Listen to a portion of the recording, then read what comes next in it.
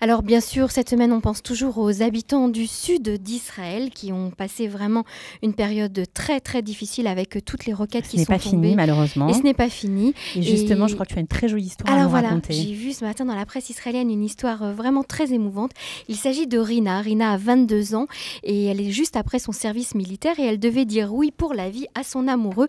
La semaine dernière, le mariage était prévu dans un kibbutz dans le sud d'Israël, juste à la frontière.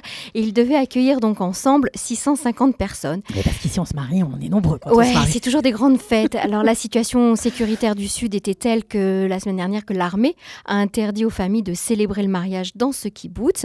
Et en un coup de fil, eh bien, ils ont dû trouver une autre salle, un autre endroit pour célébrer la choupa le même jour. Ça va dire en une journée, décaler les dates. En une journée, ils ont déplacé la date et l'endroit du mariage pour 650 personnes. Alors ce qui est joli, c'est la solidarité israélienne. Ils ont appelé la première salle qu'ils ont appelée à Petar Tikva, donc le centre du pays, a dit oui tout de suite. Ils les ont accueillis à bras ouverts sans leur demander un agorot supplémentaire, ce qui était très joli.